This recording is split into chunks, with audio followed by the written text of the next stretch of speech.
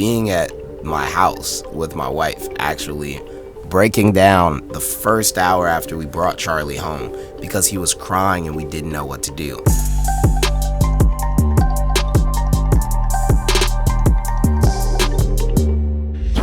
Taylor Bennett. What up? Welcome to Rap Dads, man. I'm here. You're here, bro. A dad that raps. So you have 3 kids, correct? Yeah, I got 3 boys. Okay. Wow. Me too. Oh, wow. That's great. That's pretty interesting. Yeah. Yeah. So how many years apart are they? Mine's are 3. I got Charlie. He's 4 years old. Blake, he just turned 3. And then the youngest, Logan, and he's 5 months. Okay. So, yeah. Nice. I'm sure, as a father of 3, it's helpful to have, both of them helping. Oh, Logan for as sure. well. Yeah. That's the cheat code for real. If you're gonna double and triple them For up. sure. We gotta go back. If we're gonna talk about fatherhood, we're gonna talk about a rap dad. Yeah. We gotta talk about your pop. Definitely, yeah. Your dad. pop has been instrumental, obviously, in your career, in your brother's career, in Obama's career, in a lot of people's career. A lot of people, yeah. So, a lot of people call Ken Bennett. Yeah, man. What was your relationship like growing up with your dad? I've always been really close to my dad. When I was really young, like a baby, I used to get sick at night. I don't know why. I think it was like allergies. We had cats and different things and figuring out. But my dad used to always wake up in like the middle of the night and take me to the hospital and stuff like that. And I still have like memories of sitting at like the top of the stairs in the middle of the night and he's like holding me and I'm like looking down these stairs. So yeah, I've had an amazing relationship with my dad, That's awesome, man. Yeah. So he was super involved in your school life. Yeah. But it's also well documented that you've said you weren't that great a student. I wasn't. And then your brother, his rap career launched with because of 10 That's day. a 10-day suspension, right? So what was that? We've both gotten one before. How did he navigate that? I don't feel like my dad ever pushed me and was upset at me based off of my grades. I think my dad would be upset and disappointed based on how much I actually pushed towards the effort. And also, me and my brother and my father, we all had learning disabilities. And me and my brother actually had IEPs, which is like individual educational plans. Okay. So it was more about, again, the discipline and the dedication and the pride that you had within your work that he would be upset at. But if you try hard and you got that D, we'd go to Toys R Us sometimes. Wow. Like I had some times where I, really pushed and fought and like my dad would try to do homework with me and he didn't know how to do it. Like I remember that, and those different days and stuff, like sitting on weekends in the kitchen. It wasn't super often because I feel like, again, chores were more important than homework to my dad. Not saying that homework wasn't, but like the first thing that he would think is like, how is the upkeep of your house? Like how is, and then also like, I think like manners, like how you speak and like those kind of things. School was, everybody does school. Like you better be doing something in there. Right. Like, yeah. This is the big question. Ooh. How has fatherhood changed you as a person? Yeah. I think fatherhood has changed me as a person probably more than a lot of people, like for real. Like, and I really mean that. Like, when I had my first son, I stopped eating red meat. I stopped eating pork. I literally like dedicated at least 30% of my time to just working out, just all the time. And this is before he was born. Like when he was born in the hospital, me and my best friend that started our workout fitness journey together were doing push-ups in the hospital. I always felt like, again, for me, so funny, but it really does come from my dad. Everything has had to do with having children for me, like since I was like a very small kid. And it's always felt like, whether it was my career or if it was school, everything was like on this ticking clock. And I only had so much time to execute it, like in the way that I wanted to do it so that I could be in this space that I wanted to be. And like, that's how like I view like a lot of projects and like so when I found out I was having this kid, it felt like, oh my gosh, all of these things need to change drastically super fast.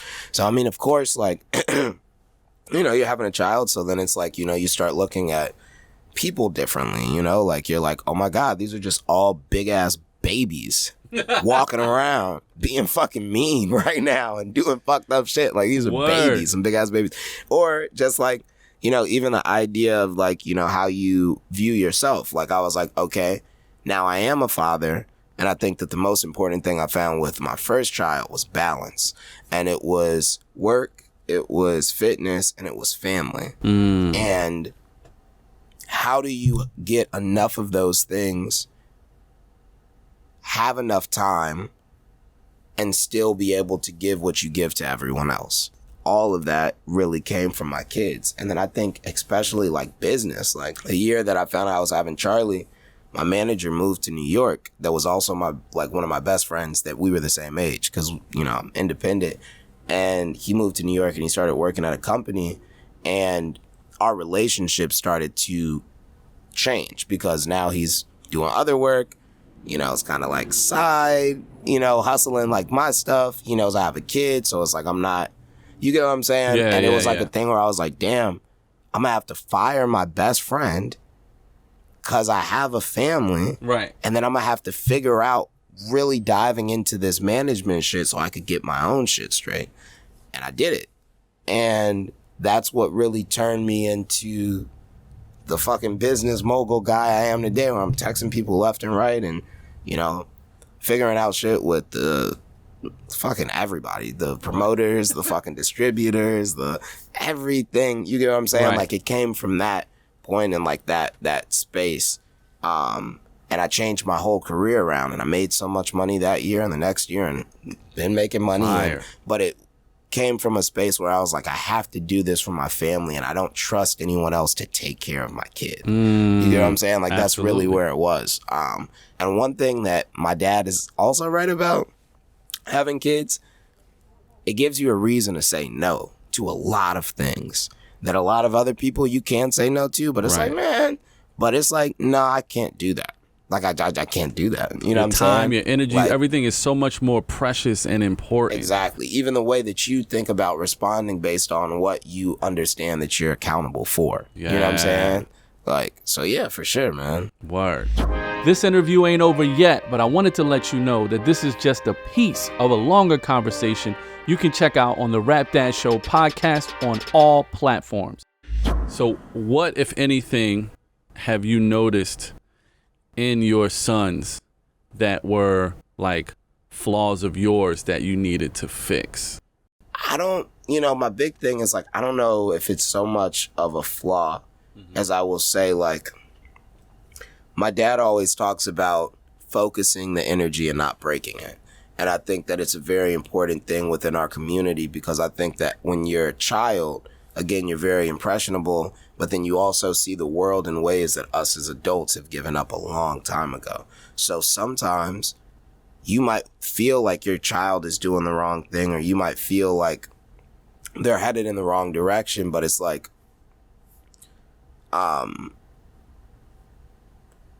it's like they're in some way figuring it out for themselves, and that you're also watching that happen and you're trusting them through the process to do the right thing. You get what I'm saying? Oh, yeah. It's like, you know, I try to let my kids express themselves a lot, you know, like, of course, we're not talking about cursing and like, you know. Right. But like, you know, if they're upset and they, you know, it's like, okay, you could cry. Don't scream. You know what I'm saying? Don't scream, holler, don't throw and break stuff. But like, if you're upset, it's okay to cry. Right. It's like a ball of energy that you're just like playing with every time that you connect with them. And it's like, okay, let's not break it. Let's not stop it. Let's not make you feel like it's over, but let's move it and try to guide it to a way, you know, without being too controlling and pushing them in a way where they feel like, oh my God, like, I don't want to do this. You know? No, that's dope. It's very interesting, and it's very important that you said that, because a lot of people in our community, especially for guys or people that are raising boys, we don't let them have those moments where they are expressing themselves. We feel like the people, like, they got to be strong and you can't cry and don't show any emotion. And I think, like, to 2 points, because I think to one of that point, because this is a great conversation now that we're having, is that I saw something where somebody said that they were saying that America wants black men to feel calm enough where they don't have to be aggressive, or they don't have to be on hints. So they don't have to be, you know. But at the same time, America is in no way, shape, or form that space. And if you were black and if you do look like us, you're crazy to not in every single way, always question what this society is giving you or is telling you. You know what I'm saying? Right. So again, I feel like there's a lot of reasons why in our community we say men or boys shouldn't cry. Mm-hmm. And I think that we are also just very influenced and also an understanding that as the black man in America, you're never in the driver's seat. You know what I'm saying? You could be in the passenger seat. Mm-hmm. You could be the white dude's best friend. And you ain't driving that motherfucker. You know what I'm saying? Like, so yeah, man, I feel like a lot of it has to go down and it's based in a lot of other things. And then of course in society, I also think that just as much as men are pushed to be strong, aggressive, they push girls to not be that, you know, like, and they, you know, and all of those different things. I don't really believe in like the invisible shit like that. Like men shouldn't cry, like at all. Girls like shouldn't, you know, play sports. And like, I don't fuck with that shit. I don't believe that shit. And I do think that it's created to support the society that we have at hand already. So it's like we continue to weaken ourselves and to be, you know, subjected to, you know, again, and that's why I said it's not even just our community thing. It's everywhere. It's like boys don't cry, girls don't play sports. Right. Like that. That's just how America's mindset is, honestly. It's really not even our concept type shit. Like, that's a great point. On the next episode of the Rap Dads Show. Sometimes kids, you can see it from the parents and how they were raised. That's why a lot of kids, you know, in the street now do things, you know, get involved in gangs and get involved in the street culture and the street things that's going on because the dads wasn't there to make sure that they were in line.